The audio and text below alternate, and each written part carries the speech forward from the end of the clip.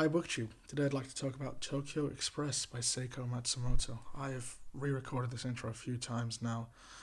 Still getting back into the swing of making YouTube videos, but when I talk about books on my own, with other people, I speak wonderfully. At least I hope so. So this should be easy enough. This is, according to this little quote here from Paula Hawkins, an irresistible Hitchcockian gem. I would disagree, and I'll get into that later, but it certainly is irresistible. It's about a couple who are found lying dead on a beach in a particular bay in Japan, I forget the name, with a bottle of a poison of sorts next to them, so it's just quickly assumed to be a lover's suicide. But one of the detectives, local detectives that shows up on the scene, his name is Torigai, I think. Yeah, Torigai. Has a little look and isn't quite convinced, mostly because of something that he finds in the wallet of the man who's found dead. Out of the wallet pops a little paper receipt from a train journey that they assume both of these people had taken from, I think, Tokyo all the way up here. And it said, table for one. It was during this dining carriage on the train. And he sort of just kept looking at it. Wasn't quite convinced about the whole situation because of this one little thing. He goes home, has a bath, speaks with his wife. His daughter comes home. She was out with her fiancé. And then he asks her, if you were out with your fiancé... Sorry, my cat is, going wild. If you were out with your fiancé and he was hungry, and he said, you know what, you can go off shopping if you want and do whatever, what would you do? And she said, well, I'd keep him company. I'd get something just to keep him company. And he goes, what if you're really not hungry? She says, I'll at least get a cup of coffee or something like that, just to keep him company, just to be there, because, that's my fiancé, that's my lover, that's my whatever. And that's really what sets Detective Torigai off. He thinks that if those two loved each other enough to commit a lover's suicide, then surely they would have loved each other enough to sit together on the train and share a table for two. So now he sets off thinking either they weren't lovers or they weren't together on the train, or both. And that's what sets him off, but he doesn't really get too far in his investigation until he gets contacted by another detective in Tokyo, which is really where this whole Tokyo Express title comes from. She's the real star of the show, so I feel like I should just move to the side a little bit. This Tokyo detective is Mihara, who's a much younger man, and he feels a little like the characters that you see in some of those early Kurosawa films, like Stray Dog. If you've seen that film, that really comes to mind when I think of this book. Tokyo, 1950s, that kind of vibe. I know Stray Dogs is 1949, but still. Anyways, he's much younger and he's become enthralled by this mystery, partially because it's linked to another case that him and his office have taken on, a more political case about some company and their misdealings, and they want to find a witness or someone who's going to blow the whistle, and that person was the person who ended up dying, committing this lover's suicide, the man at least. So he's part of an ongoing case, some big political thing that's going on, which he's already been investigating. So he comes in to Torigai, gives them some new information. They share notes, basically. And then the person we thought was going to be the protagonist, Torigai, sort of gives way to Mihara, and we follow this young man's investigation as he goes off, crossing the country back and forth, because it's presumed, or not presumed, we saw the little note, that this couple took a trip from Tokyo all the way up to this place here, can I remember? I can't remember. They took up a trip all the way there. The nice thing in this book, though, is that because of all the travelling, they include a lot of different maps. So this is the first page here. This is a full map of Japan. I can't remember where they go. But and throughout they include closer maps, little maps, local maps, just to ground you. I thought it was nice. This book is, in that way, very technical. Not in a way that bogs you down, but in a very clean, precise, uh, investigative manner. Our young detective Mihara uses his own money, which is limited, to go back and forth across the country on this Tokyo Express train to learn different information in the different cities, to take on his own little investigations and little experiments. How could they have gotten from this place to this place in this amount of time? And if that isn't true and they didn't do that and it doesn't take that amount of time, it's less or more, then it doesn't fit with this and it doesn't fit with that. And he starts breaking it down in a really technical level. It almost felt like, maybe this is a little too nerdy, but those logic puzzles that I used to solve when I was younger, where you get a set of information. Charlie was there at this time and did this. Emma did that, and you have like a whole table, and you start filling things out. Eventually, you find the person who's done it. Sometimes it wasn't necessarily a murder mystery; it was some other thing to solve. But you start using these technical pieces of information and ruling things out until eventually you're left with one solution. I know that's how basically all mysteries work, but there's something so technical about the detective work in this novel that made me think of those logic puzzles. And you do, in fact, get some diagrams drawn here, if I can find them. Yeah, of course. Short book and the particular pages that I want, never going to find them, am I?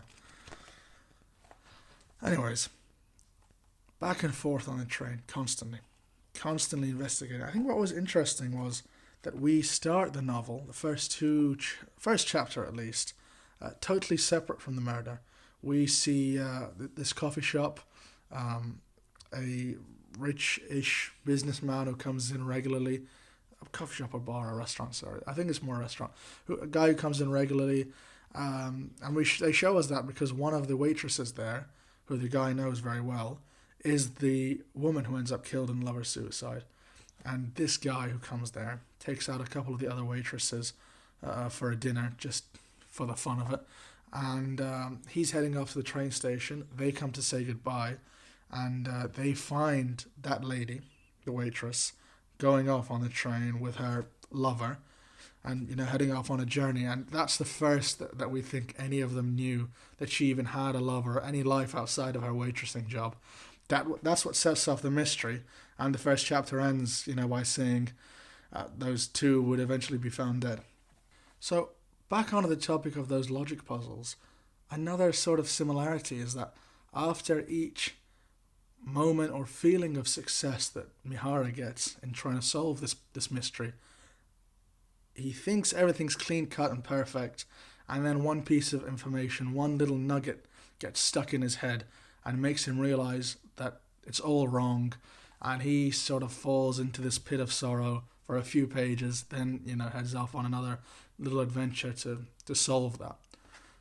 And that's what it feels like when you solve those logic puzzles. You think you have it all right, down pat, and then a little piece of information comes out of nowhere that you knew before and have now forgotten, and it makes you think, oh my god, that can't be, it doesn't fit, and you go back and try and rework it. That's what this feels like. And I think what I really loved about this is that it gives you the feeling of solving that. It shows you the little diagrams and notes that the detective takes, the train schedules. They're just shown to you as if you were receiving those little scraps of information, those pieces of evidence. A key piece of evidence here is whether a certain train carriage would have been visible from a certain platform a couple platforms away, and whether there was a time where there were no trains in between those two platforms. That's probably the key diagram in this whole novel and the crux of the whole the mystery. I don't want to give key plot details away, but I think in a moment I will discuss parts of the ending, so I'll warn you just before that. But generally, this was a page turner, but not in the way that I would typically, describe a novel in that term. Sorry, I've butchered that, but typically when I say page turner, the book moves with a certain frenzy. The characters are maybe constantly in danger, getting in and out of terrible situations, and that's what keeps you turning the page, keeps you on the edge of your seat, keeps you not wanting to put the book down. This one feels different. The detectives are never in any real danger. They're not armchair detectives. They're on the move, on the train all the time, checking up with different people, doing different interviews and all sorts, but it never feels like, this is not Sherlock facing up against Moriarty with his life on the line. Okay, it's not one of those, you never feel like the detective is going to get found by the killer and then get into a confrontation like that. It never feels like that, which is unique for a page turner. Now, I've gone on at length about the whole logic puzzle thing, but another reason why I felt a connection to this was the amount of time spent on trains. Over the past year, I have been on dozens and dozens and dozens of train rides. Just countless. And I hate them. I hate trains now. But that feeling of going back and forth on the train, falling asleep on the train, constantly being on it, just felt relatable. It felt like, I could imagine myself doing this detective work, doing these logic puzzles on the train. It felt just right in that sense. And that's the way the detective feels. He is constantly using every little bit of his money going back and forth on these trains because he keeps uncovering a little new piece of information. I thought it was funny just seeing that here the detective has to deal with financial issues. Every time he books a train ticket back to the murder site and back to Tokyo, it's costing a lot of his small limited salary, which I feel like that those little details don't always show up in these novels or these films. Now, I mentioned earlier this little quote from Paula Hawkins, who I don't know. I assume she's a book critic, but she called it an irresistible Hitchcockian gem. I didn't feel this was Hitchcockian at all. I think Hitchcock's films have a lot more warmth to them, in a way. This feels a lot colder. It is tough to describe, but Hitchcock has a certain style, a certain energy that this book feels, totally opposite to. Not to say that one is better or worse, but as someone who's seen 20 plus Hitchcock films and is a big fan of them, I just think they feel totally different. Rear Window, Strangers on a Train, North by Northwest, whatever, I don't know, Dial M for Murder, whatever you want to pull up from Hitchcock, just feels totally different to this in my opinion. This feels like a much more technical detective story. The prose is clean and precise and technical, that word, I feel like I just keep coming back to it. It just feels a world away from Hitchcock. And I think that the description is a little bit lazy because Hitchcock is Hitchcockian has almost become the phrase. It's like Kafka-esque if you want to describe something that's weird, surreal, or that deals with bureaucracy. But a novel or film could deal with those things and still not feel at all like Kafka. So those descriptors don't always fit. It's just a little pedantry, but yeah. Classic post-war Japanese crime fiction, I can't argue with that. And this has really, driven me on to a greater interest in the writer, Seicho Matsumoto. I am excited to go on to his other books. Inspector Imanishi Investigates, has a short work called Suspicion, and a few others, Points and Lines, I think. So, I certainly read a couple more of them. But now I want to talk briefly about the ending and some spoilers. So this novel isn't the Murder on the Orient Express in terms of setting up a plethora of potential suspects, potential killers. There is just one real suspect here. Detective Mihara instantly suspects him and instantly locks down on him as the definite one, despite the fact that at the time the evidence doesn't all fit and doesn't all link to him.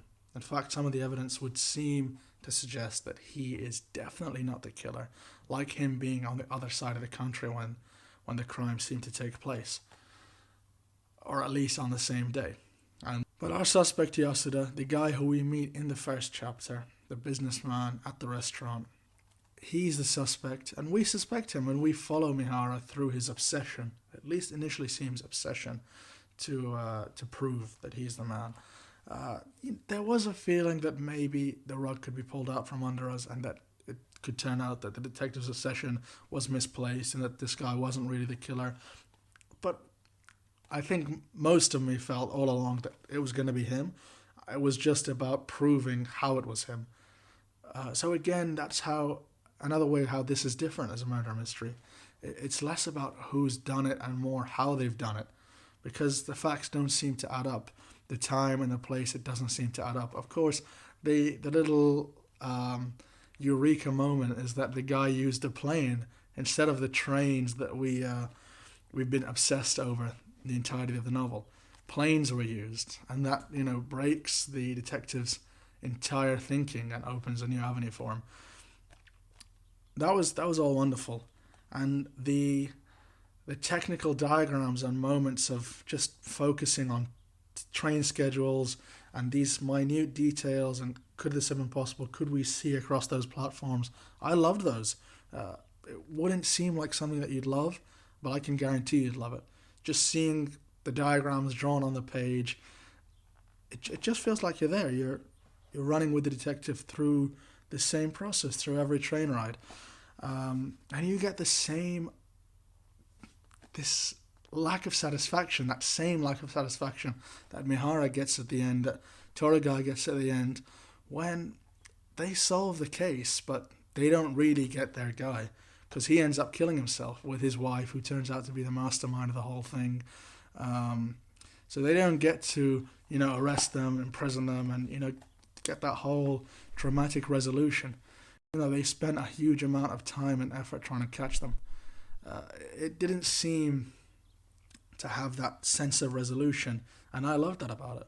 That made it feel like those hard-boiled detective films that I would watch from Kurosawa, for example, those grimy Tokyo ones. There is still a nugget of something that doesn't feel quite right, and it manages to create that lack of satisfaction without any real violence or sexual violence being shown in the entire novel. Obviously, 2 people are killed, but you don't get any graphic scenes. The detectives are never in danger. The killer never seems like an imminent threat. All these things that seem typical to murder mysteries aren't found here. Yet this is a quintessential murder mystery, and a great one at that. So I think all those things, coalesce to make a great reading experience. One that makes me want to continue further with this writer, and one that will make me continue further with this writer. Right now I'm reading this, Frankenstein. I'm 100 pages in, another 100 to go. It's been a swift and fun reading experience, so potentially later today or tomorrow I'll finish it. So I don't know if I'll make an individual video for this, because I'm planning a whole mid-year reading ranking video, probably in a week's time. So I'll definitely discuss this and that there in more depth. But for now, I'll leave you with that. There's other stuff I want to talk about later. I want to talk about War and Peace, because I recently finished that. But I thought, let me ease myself back in with a short novel. Thank you, BookTube. I'll be back.